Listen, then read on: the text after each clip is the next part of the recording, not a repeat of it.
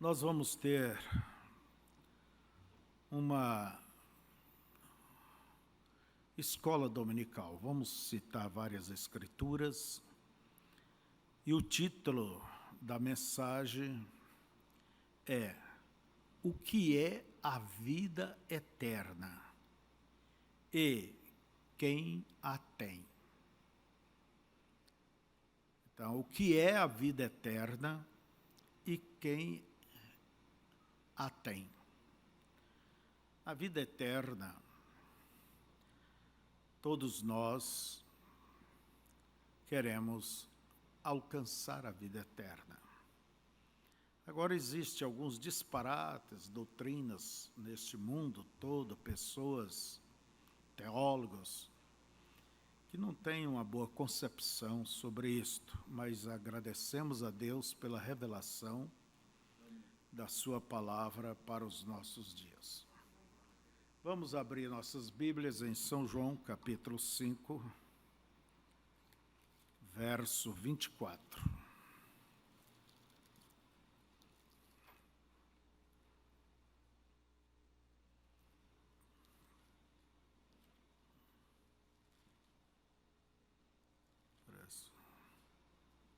Parece que está fugindo aqui da minha Bíblia, São João, né?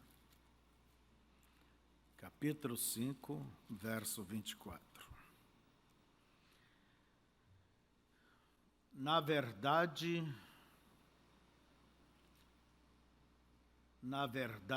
vos digo que quem ouve a minha palavra e crê naquele que me enviou, tem a vida eterna e não entrará em condenação, mas passou da morte para a vida. Vamos todos ler? Ali está Deixa eu ler. Na verdade vos digo que quem ouve a minha palavra e crê naquele que me enviou, tem a vida eterna e não entrará em condenação, mas passou da morte para a vida. Quando a Bíblia diz quem ouve, quer dizer quem guarda. Que coisa preciosa. É nisto que cremos. Podeis assentar? Então nós vamos falar sobre a vida eterna. O que é a vida eterna?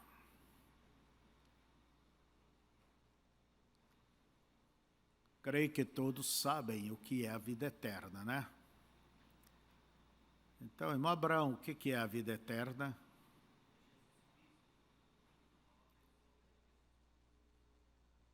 É Jesus Cristo, a pessoa de Jesus Cristo. Mas vamos dizer também que a vida eterna é uma vida sem fim. É uma vida sem fim, não é certo? A vida eterna, ela não teve começo, ela não tem começo, por isso ela não tem fim. Tudo que tem princípio terá o seu fim. Os céus, que agora existe, passará aos céus, passará a terra. Entende? Tudo passa.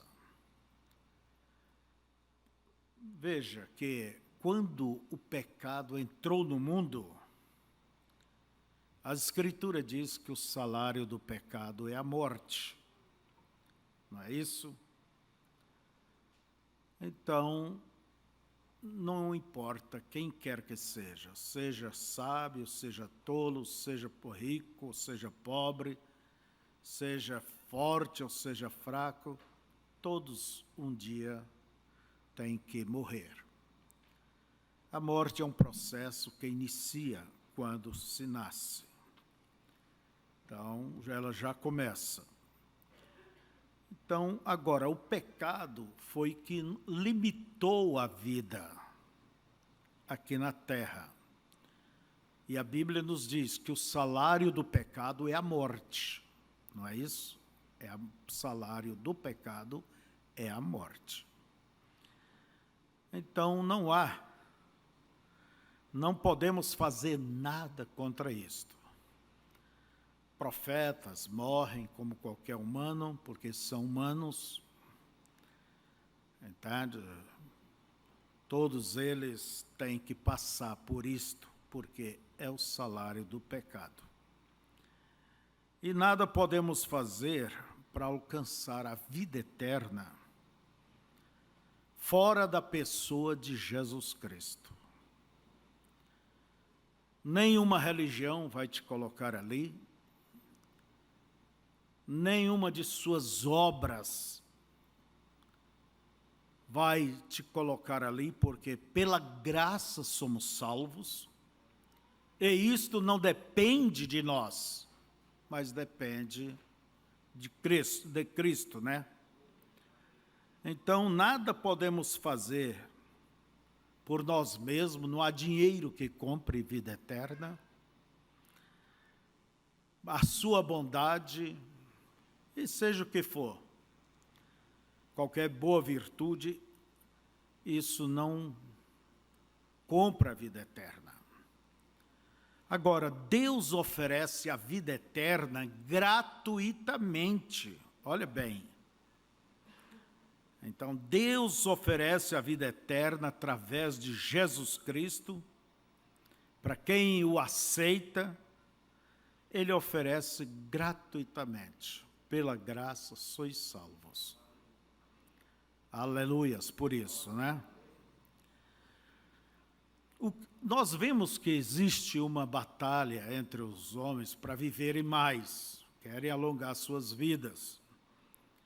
Se aparecesse um remédio ali, um comprimido, que garantisse que você poderia viver 100 anos, com todas as suas faculdades mentais em ordem, com sua saúde física, quanto que custaria este comprimido? Quanto que você estaria disposto a pagar por ele? E se ele garantisse 200 ou 300 anos? Quanto deveria valer este comprimido? E que tal se ele subisse para 500 anos garantidos? 1000 anos? Quem poderia obter isso aí? Vou viver tantos anos, garantido. Agora, o que é a vida eterna? Uma vida sem fim, é de graça. Ninguém tem que pôr a mão no bolso. Não. Agora, a vida eterna, ela não é uma religião. Por religião nenhuma tem vida eterna. Elas querem representar Deus, ser um sacerdócio entre Deus e os homens. Por isso Lutero diz que só há um sacerdote, e este é Cristo entre Deus e os homens. A vida eterna, ela é uma pessoa. Eu volto a dizer, não uma religião. A última vez que estivemos aqui, falamos sobre por que não somos uma denominação e por que somos contra a denominação. Não contra as pessoas, mas contra o sistema, contra a gaiola que aprisiona essas pessoas. Não é certo? Então, a vida eterna é uma pessoa, é Cristo. Nós vemos, irmãos, que o cristianismo é a única religião do mundo que você tem que aceitar a pessoa, não a doutrina. Os muçulmanos, você tem que aceitar as regras. Os budistas, você tem que aceitar a filosofia deles, os confucionistas, mas o cristianismo, não. Você tem que aceitar é a pessoa, é Jesus Cristo. É Jesus Cristo, é a pessoa. Então, nós vamos citar aqui agora algumas escrituras. Vamos começar por Marcos 3,16, para você ver que a salvação, a vida eterna está em Cristo. Podemos jogar na tela, Marcos 3,16, senão eu vou ter que ler. Todo mundo sabe de cor, né? Porque Deus amou o mundo de tal maneira...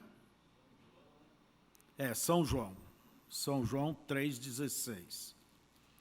Porque Deus amou o mundo de tal maneira que deu seu Filho unigênito, para que todo aquele que nele crer não pereça, mas tenha a vida eterna. Vamos repetir ali. Eu falarei. Porque Deus amou o mundo de tal maneira, ninguém sabe, pode dimensionar esta tal maneira, que ele deu seu Filho único para que todo aquele que nele crê,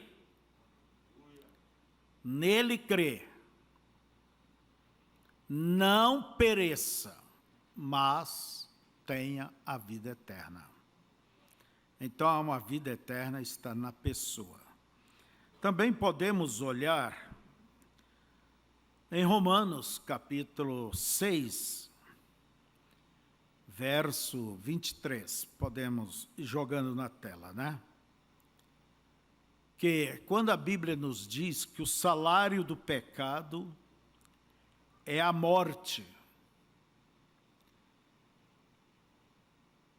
mas o dom gratuito de Deus é a vida eterna por Cristo, Senhor.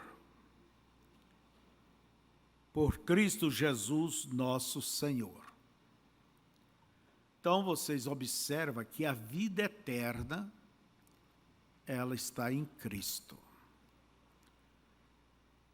Vamos para 1 São João, capítulo 5, verso 11 ao 13. E depois também, 1 São João 2, 25. Vamos lá para 1 São João 5, verso 11 ao 13. Podemos jogar aí. Senão eu vou ter que buscar aqui. E o testemunho é este, que Deus nos deu a vida eterna. Olha bem, a vida sem fim. E esta vida está em seu Filho. Aleluias, né? E esta vida está na Assembleia de Deus, é assim? Na Católica, na Metodista, na Mensagem, vamos dizer, porque se alguém pensa na Mensagem como em termos de mais uma igreja, está errado. Não é uma religião. Então, vejamos, irmãos, também nós temos ali em São João, capítulo 2, verso 25. Podemos ler. Estão demorando. 1 São João 2, 25.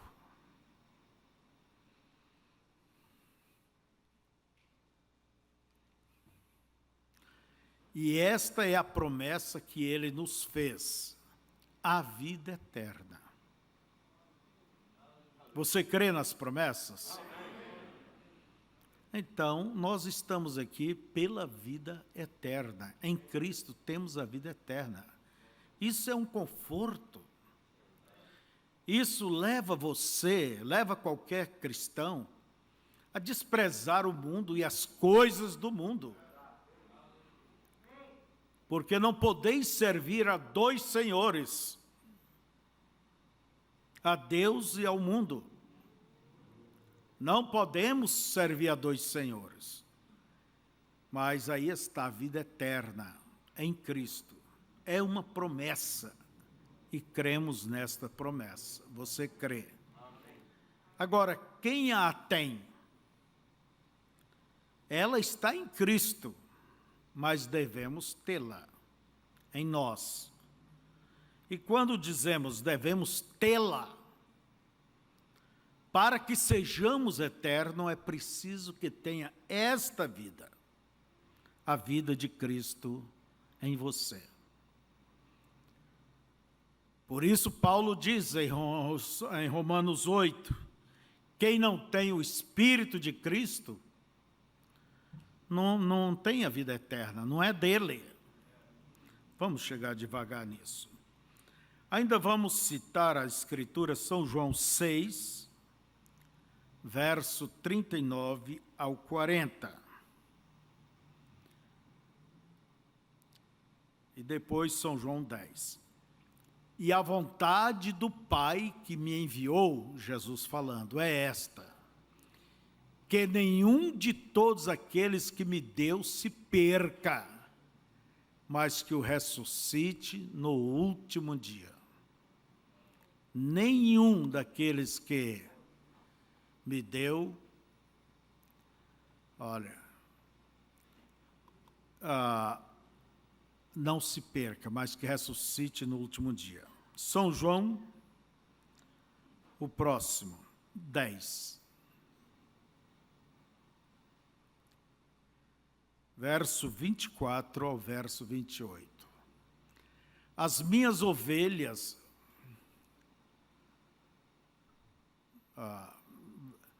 rodearam, pois, os judeus e disseram-lhe: até quando terás a nossa alma suspensa? Se tu és o Cristo, dize-no-lo abertamente. Respondeu-lhe Jesus: já vos tenho dito e não credes. As obras que eu faço em nome de meu Pai, essas testificam de mim. Não, é o 28, é 20. Agora vamos lá, 25. Respondeu, pois, Jesus: já vos tenho dito e não credes. As obras que eu faço em nome de meu Pai, essas testificam de mim. Próximo versículo. Mas vós não credes, porque não sois das minhas ovelhas, como já vos tenho dito.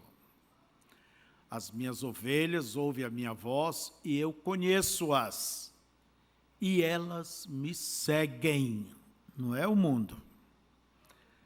E dou-lhes a vida eterna, e nunca hão de perecer. É bom seguir a Deus? E ninguém as arrebatará das minhas mãos. Aleluias. Irmãos, essas promessas, quando você olha para a vida eterna em Cristo e deseja alcançar e luta por isso, eu já aceitei Cristo, mas você tem que manter Cristo em você. Às vezes é mais fácil conseguir alguma coisa do que conservar aquela coisa. Entende? Nós devemos não somente pedir o sinal, mas nos manter, como Raabe se manteve, debaixo do sinal. Então, é se manter. E Jesus disse que ele nos dá o quê? A vida eterna. A palavra eterna, significa vida eterna, ela vem da palavra zoe. Olha bem, zoe. Que quer dizer minha própria vida. Volte ali em São João 10, 28, para que vocês Veja bem. E dou-lhes a vida eterna, quer dizer, e dou-lhes zoe. O que é zoe?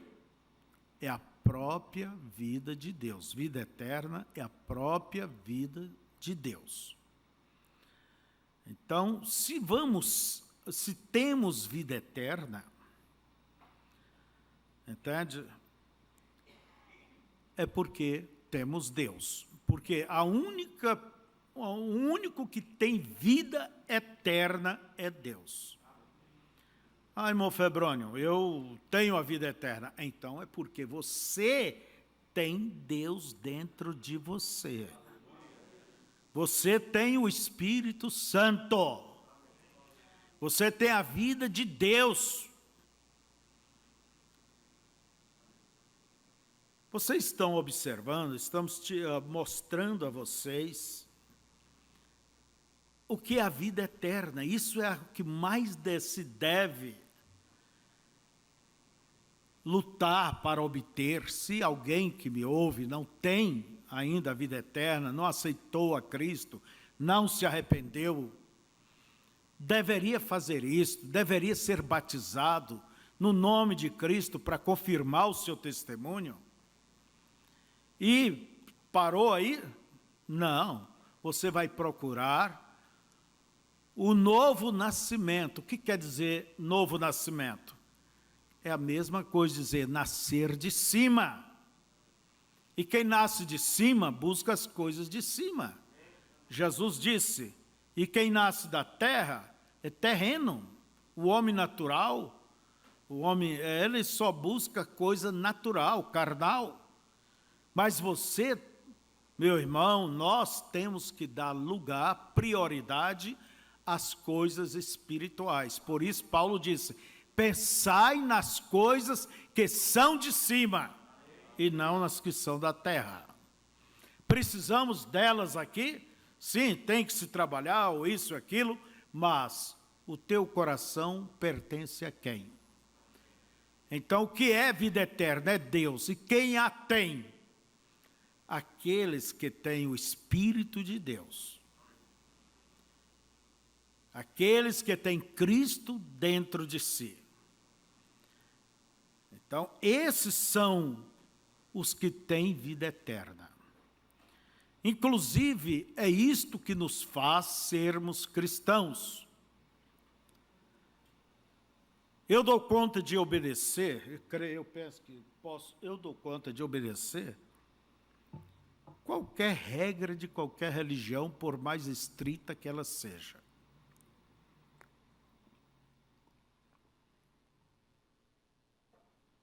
Seja no mundo muçulmano, seja por onde for. No mundo cristão. Mas no mundo cristão você também pode cumprir todas as regras. Mas tem uma coisa, isso não te faz ser um cristão. Não me faz ser um cristão. O que nos faz sermos cristãos é ter o Espírito de Deus em nós. O que nos faz termos a vida eterna, porque a vida eterna é Deus, então nós vamos viver através desta vida de Deus. Deus nos deu a vida eterna. Agora, se a pessoa não tem Deus, como que ela vai sair lá do outro lado? Como que ela vai viver a eternidade? Não existe eternidade sem a vida de Deus. Por isso que Deus nos deu a vida eterna. E essa vida está nele.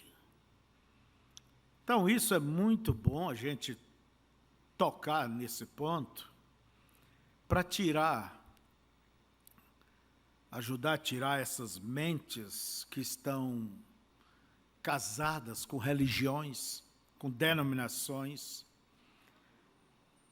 ou com suas próprias virtudes, suas próprias maneiras, suas obras.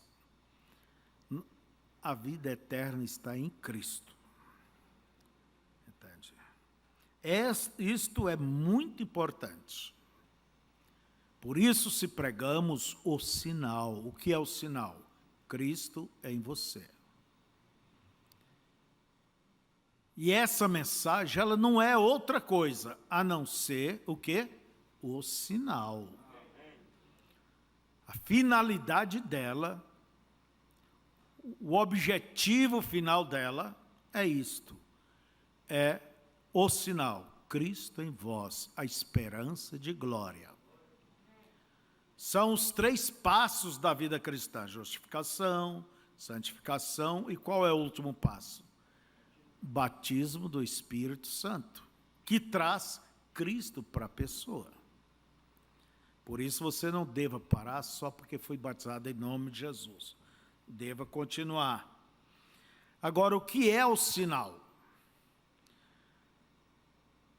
Sinal é isto, é o que diz em Colossenses, capítulo 1, do verso 26 e 27. A Bíblia nos diz o seguinte: o mistério que esteve oculto, quer dizer, o mistério é uma coisa oculta, desde todos os séculos e em todas as gerações, quer dizer, havia na mente de Deus um mistério escondido, e que agora foi manifesto aos seus santos, aos quais Deus quis fazer conhecer quais são as riquezas da glória deste mistério entre os gentios, que é Cristo em vós, esperança de glória. Esperança da glória. Então, esse é o grande objetivo de Deus. É viver na sua família. Por isso, no dia do Pentecoste, ali se cumpriu o grande desejo de Deus. Cristo morreu, as pessoas, os crentes foram purificados seus pecados e agora puderam receber o Espírito Santo, que é o selo de Deus. E um selo, ele mostra o quê? Você leva a sua carta no correio, ele vai selar. Isso mostra o quê? Garantia. Garantia. Segurança. Então, ninguém pode tocar naquela carta, abrir ela, a não ser o proprietário daquela carta. O selo, por isso a Bíblia diz, em Efésios 4:30, não entristeçais o Espírito de Deus, com o qual estáis selados até o dia da redenção. Então, o selo, ele é uma segurança. Você tem ele, isso representa uma possessão. Você tem a possessão. Então, irmãos, em Êxodo capítulo 12, nós vemos isto. A última praga que veio sobre os egípcios foi a morte dos primogênitos. Mas antes que isto acontecesse, o mensageiro Moisés havia dito que eles, cada família, tomasse o seu cordeiro e guardasse aquele cordeiro ali e que o imolasse no 14º dia do mês de abril. Então, o cordeiro não podia ter mancha, ele não podia ser aleijado, ele não podia ser cego, ele apontava para Cristo. Limpo. Até os inimigos de Jesus, quando o examinaram, o examinou, Pilatos disse, não vejo nele culpa nenhuma. Não podia ter ossos quebrados, por isso Jesus não teve os seus ossos quebrados ali na cruz. Os ladrões sim, mas Jesus não. Porque aqueles cordeiros representavam Cristo. E teria que matar. E o sangue era a prova de que o cordeiro morreu. E o sangue tinha que ser passado na verga e nos umbrais da porta. Ora, tinha que ter o sangue. E Deus disse, vejamos ali,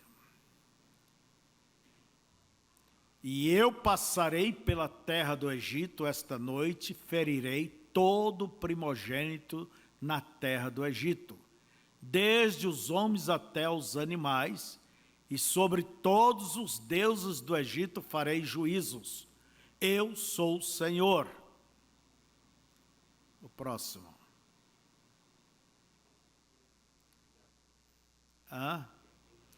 E aquele sangue vos será por sinal nas casas em que estiverdes, vendo eu o sangue, passarei por cima de vós, e não haverá entre vós praga de mortandade, quando eu ferir a terra do Egito. Quer dizer, aquele sinal na porta era a garantia, era a segurança, não é certo? Para aqueles crentes. Alguém, mas eu quero parar aqui e dizer, alguém poderia dizer, eu vou matar um porco, podia, era antes da lei, né? Eu vou matar um galo e passo sangue aqui. Será que ia enganar o anjo? Eu vou matar um boi. Será que iria enganar o anjo? Tinha que ser o sangue do cordeiro. Alguém poderia dizer, eu sou parente de Moisés, do nosso pastor, sou muito amigo, ou isso. Não é preciso esse fanatismo, não. Quem sabe a mulher diria, acabei de pintar minha casa agora e logo vou sujar agora? Para quê? Vendo eu sangue, passarei por vós. Aí está o sinal. Mas aquele animal que morreu, o sangue era prova de que ele morreu. A vida daquele animal não poderia voltar sobre o homem, porque é uma vida inferior. Mas quando Cristo ele morreu, com seu sangue perdoou-nos de todos os pecados. E ele envia agora a sua vida sobre o crente. Hoje não precisamos de sangue de animais. E mesmo o sangue de Cristo, nós cremos pela fé, aceitamos a obra do Calvário, mas a vida retornou para poder viver. Você é esta casa. Você é esta casa. E Deus diz, vendo eu sangue, não haverá juízo, não haverá inferno, não haverá condenação. Como disse Paulo em Romanos 8, que não há condenação para aqueles que estão em Cristo Jesus, não há juízo. Aí está a importância de ter Deus em sua vida. Eu conheço as escrituras de cor, eu conheço isso de cor, os mistérios. Paulo diz que, mesmo que falasse a língua dos anjos e dos homens, mesmo que conhecesse todos os mistérios, e não tivesse caridade, que é o amor é Deus, ele diz, nada adianta. E diz o irmão Brana, o profeta, que não é o tanto que você conhece da palavra, mas até que grau o autor dela vive em você. Isso é o que importa. Aleluias por isto. Aleluias por tudo isso, né? Então, Cristo em vós, esperança de glória, é o grande mistério.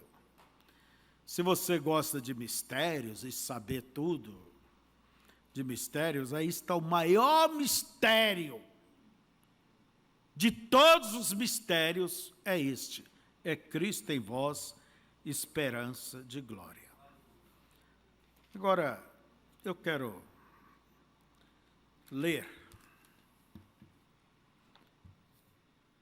na mensagem Esmirna. Vamos começar com Apocalipse, capítulo 2, verso 11, sobre a recompensa por vencer. Quem tem ouvidos, ouça o que o Espírito diz às igrejas. E o que vencer não receberá o dano da segunda morte. Lembre que cada uma dessas promessas em cada era, o vencedor de uma é herdeiro de todas as demais promessas. Então, quem tem ouvidos, ouça o que o Espírito diz às igrejas. O que vencer não receberá o dano da segunda morte. Agora, uma vez mais, o Espírito está falando a todas as eras. Esta mensagem é para nos confortar hoje, assim como confortou nossos irmãos de todas as outras eras. E ele nos diz que a segunda morte não nos causará dano.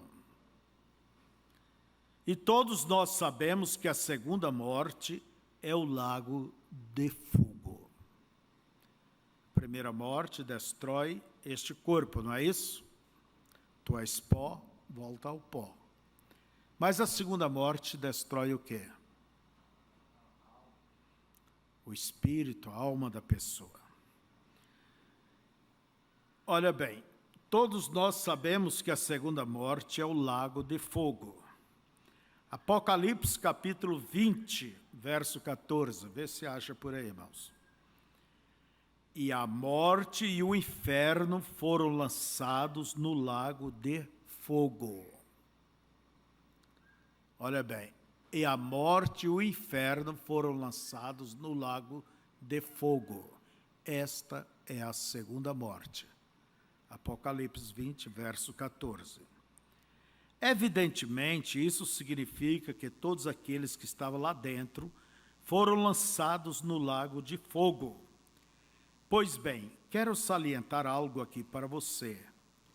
Não há dúvida que isto fará as pessoas comentarem sobre a minha estranha doutrina.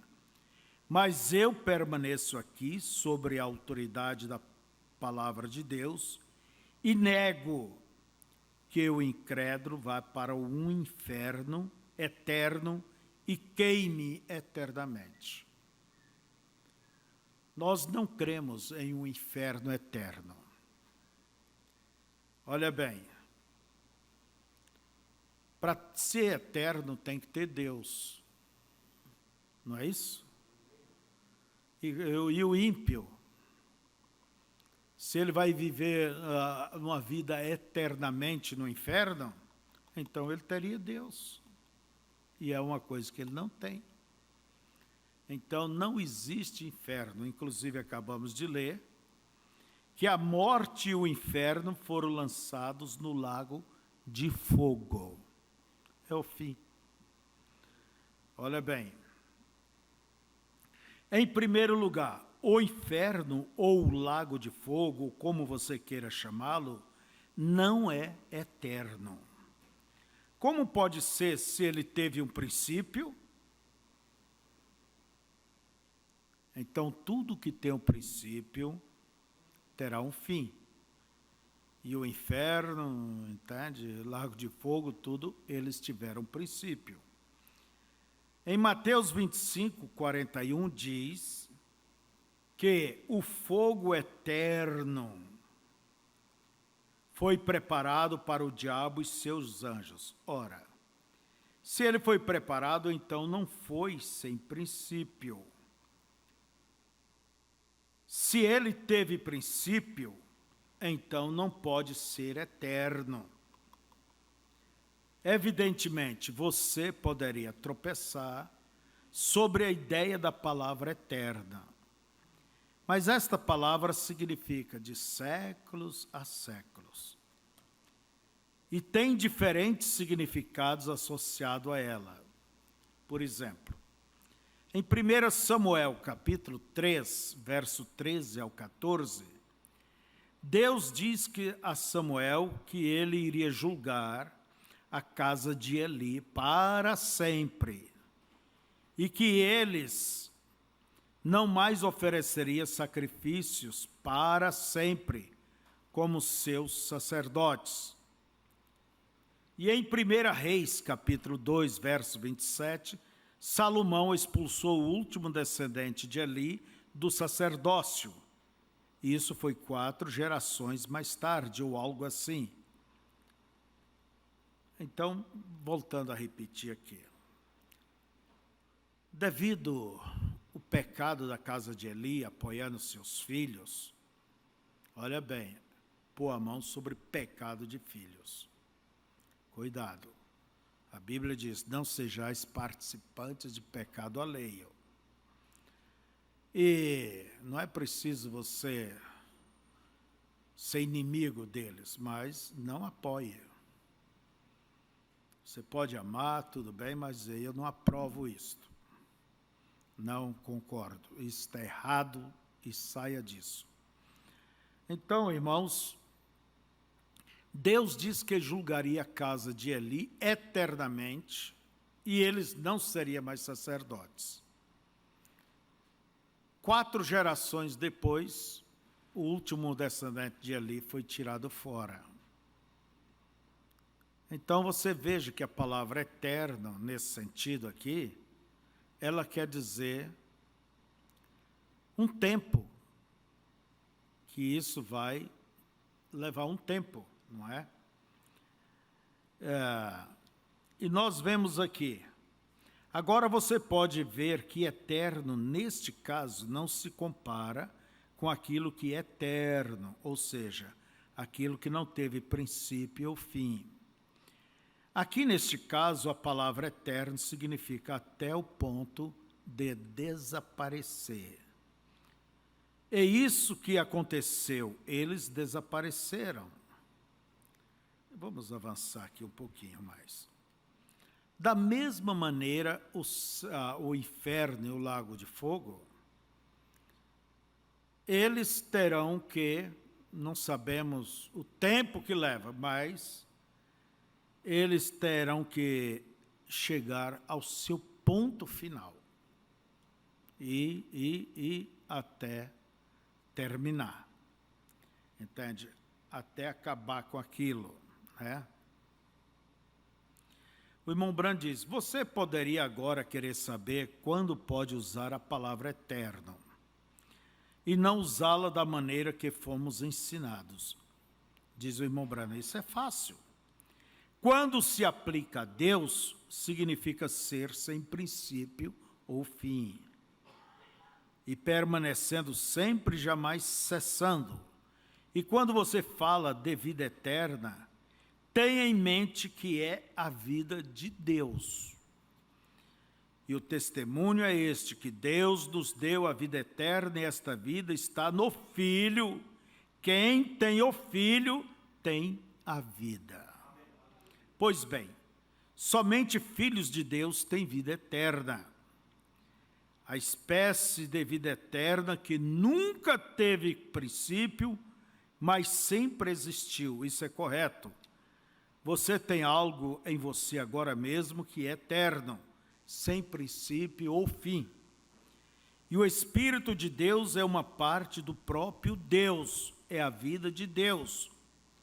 Ora, se um pecador vai para o inferno, para depois sofrer da mesma maneira que você vai para o céu para gozar, o céu, então, gozar o céu, então, ele já tem a mesma espécie de vida que você tem. O pecador não tem vida eterna. Ele não vai sofrer, por isso não existe inferno eterno. Terá que sofrer paulatinamente a sua destruição. Bem, pode haver aqueles que digam que a vida eterna significa o bem-estar dos filhos de Deus. Vamos aprender uma coisa aqui. É o bem-estar e satisfação deles que está em jogo.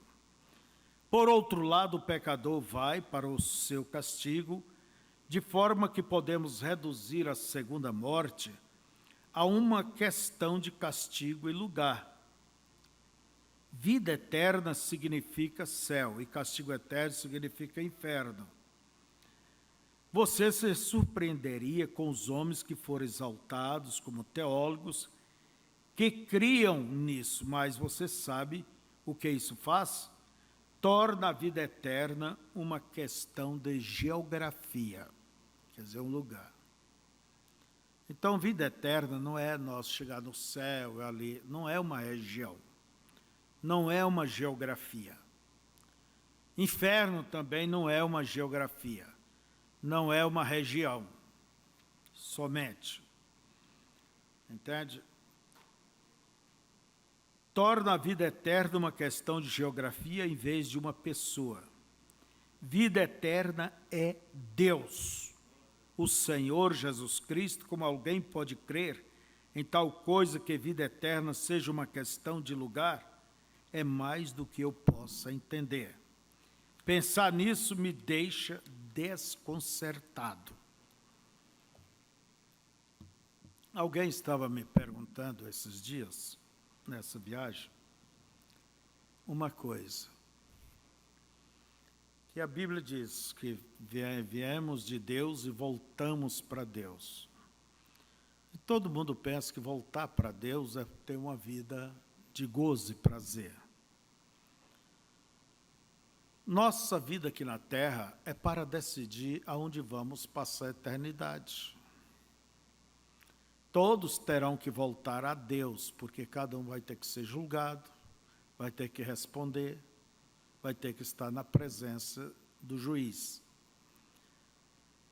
Mas, quando a pessoa ela morre, se ela serviu a Deus, ela volta à presença de Deus, aquela sexta dimensão. Agora, se ela não serviu a Deus, ela pega o outro caminho. Ela já sabe que a estrada dela não é voltar para Deus. Está em gozo, prazer. Mas ela tem que enfrentar o juízo.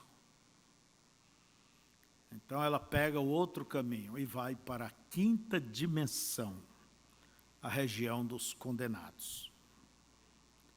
Até chegar o dia do juízo, ser julgada, ser condenada, para então ser lançada no lago de fogo. Ninguém pode ser condenado sem antes ser julgado. Assim é nossas leis e assim também Deus faz. Vamos aqui mais só um pouquinho e vamos chegando ao final.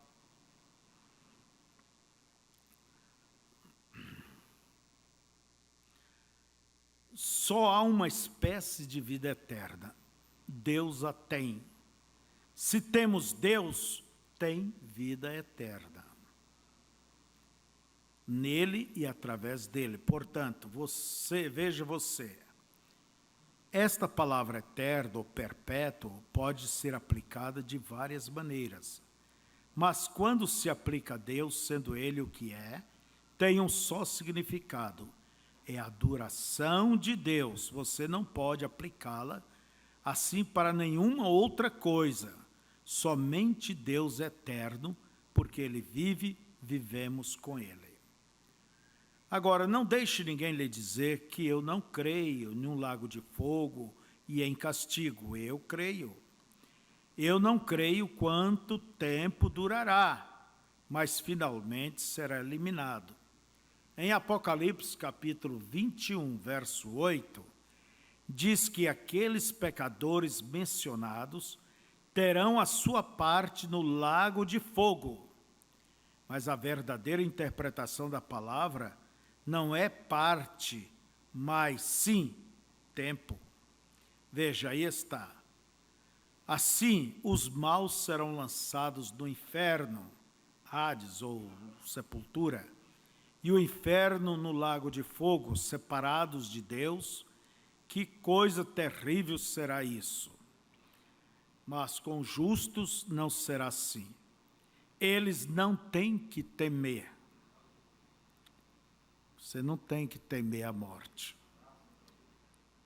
Eles foram redimidos por Deus, eles estão no seu seio, eles são os vencedores, e quem é que vence? Aquele que crê que Jesus é o Cristo. Porque escapará este vencedor, este crente, e entrará nos domínios da vida eterna de glória? Porque Jesus pagou um preço para nos resgatar do pecado. Ele preencheu a brecha de separação, e nós que estávamos longe, agora já pelo sangue chegamos perto.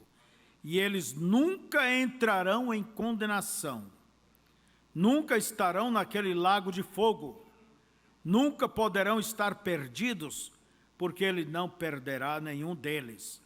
Nenhum dos remidos estará em outro lugar, a não ser onde Jesus esteja. Aleluia.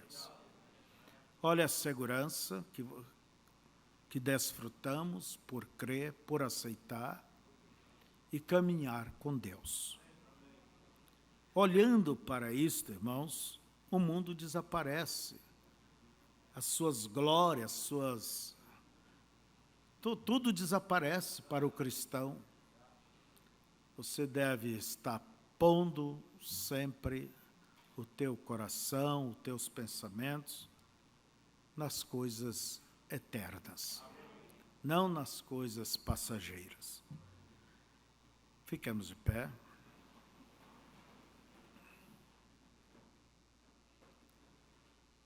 Pai Santo, querido, queremos te agradecer porque o Senhor nos deste a vida eterna gratuitamente, através de Jesus, teu Filho. E quando a Bíblia diz que todos aqueles que nele recebeu, têm a vida eterna. Não vai ter, já tem. Senhor, que possamos andar comprometidos contigo, assim como Abraão, assim como cada santo, demonstrou que a sua vida não pertencia a essa dimensão mundana. Eles pertenciam a ti.